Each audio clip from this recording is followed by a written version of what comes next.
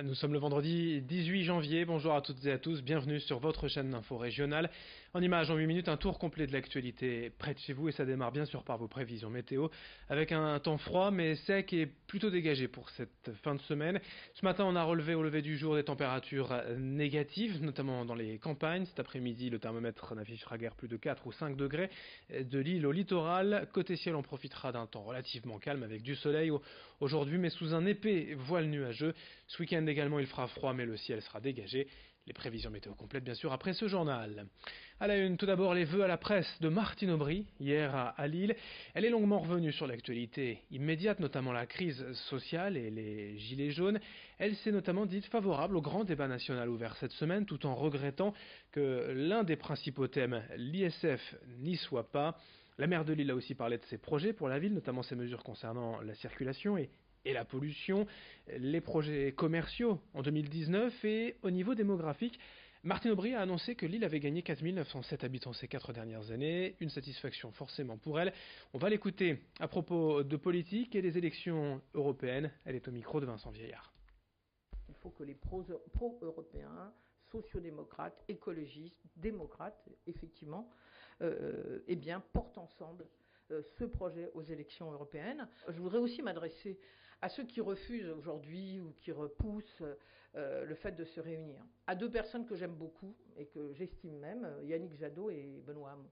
Et je leur dis vraiment, très clairement, aujourd'hui on n'est pas dans une élection comme une autre. Le problème n'est pas d'avoir sa bobine en tête de liste. Je ne dis pas que c'est leur cas, mais voilà. Mais voilà, comprenez qu'on est à un tournant. C'est un tournant de l'histoire. Regardez ce qui se passe en Grande-Bretagne, regardez ce qui se passe en Hongrie, en Pologne, en Italie, en Autriche, où l'extrême droite gagne partout. Eh bien, si on la laisse faire, elle gagnera en Europe, si on n'est pas capable de présenter un autre projet.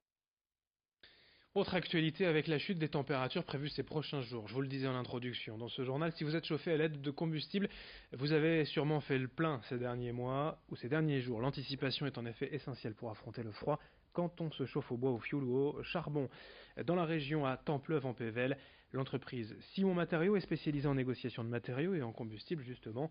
Et si la majorité des livraisons se déroulent avant l'hiver, l'automne ou l'été, certains clients se retrouvent parfois au cours de stock au beau milieu de l'hiver. Et face à ces températures glaciales, ils demandent à se faire livrer rapidement, ce qui n'est pas aussi simple pour le gérant de cette entreprise familiale, Michel Simon, au micro de Brieux-Gorchy.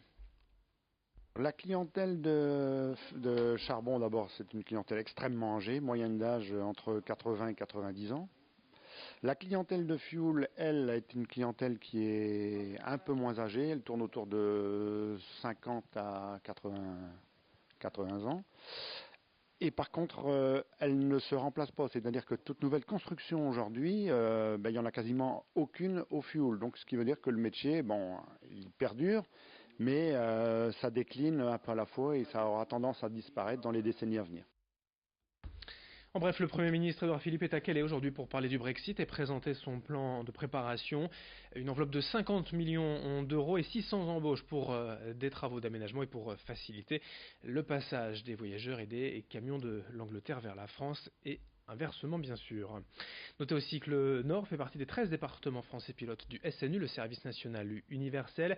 D'abord un séjour de 15 jours organisé au mois de juin, puis la réalisation d'une mission d'intérêt général. Un appel au volontariat sera lancé en mars prochain pour y participer. On enchaîne avec une opération solidaire en ce moment dans les enseignes de restauration et exquis. Jusqu'au 27 janvier, la marque propose à ses clients le principe du café suspendu, c'est-à-dire d'ajouter 1 euro ou plus à votre addition pour aider les plus démunis. La somme récoltée à la fin de l'opération sera intégralement reversée à 2 associations locales, la Mie de Pain et Opération Thermos. Leurs équipes œuvrent tout au long de l'hiver pour offrir un repas, un café, un peu de réconfort aux sans-abri. Cela fait maintenant 6 ans que la chaîne Exquis est partenaire de ces actions solidaires dont Cher Coffee partage un café. Les 4 enseignes de la métropole lilloise participent à l'opération. Explication avec l'un des co-gérants rencontré par Margot Sailly.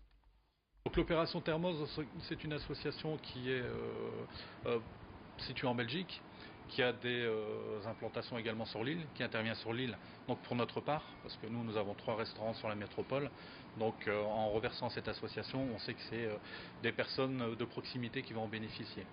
Ensuite, il y a d'autres associations qui sont sur Paris ou certainement en Belgique qui vont pouvoir faire bénéficier les personnes qui seront sur ces lieux-là. Alors l'année dernière, on a fait environ 257 000 cafés, ce qui correspond à peu près 22 000 dons.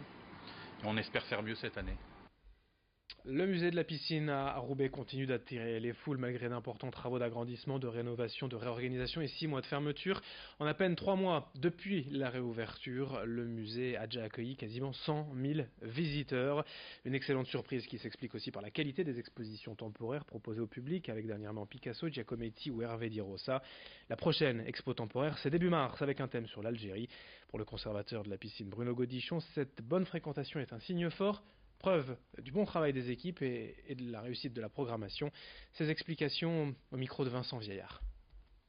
Je crois que le travail de Jean-Paul Philippon, l'architecte, a porté ses fruits et les gens sont vraiment à la fois intéressés et impressionnés par cette collection et sa mise en place. L'atelier Bouchard connaît aussi un gros succès parce que c'est quand même vraiment une séquence très très forte dans le parcours. Et puis la salle sur l'histoire de Roubaix, le panorama aussi a un gros succès. Et puis les expositions temporaires, et singulièrement celle dans laquelle on se trouve maintenant, consacrée à Hervé Di Rosa, qui séduit notamment par la multiplicité des techniques, des couleurs, la bonne santé, on va dire, de l'œuvre d'Hervé Di Rosa, qui a vraiment touché un très très large public.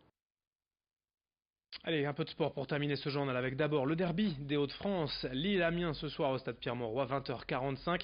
C'est la 21e journée de Ligue 1. En football, en national pour les clubs du littoral.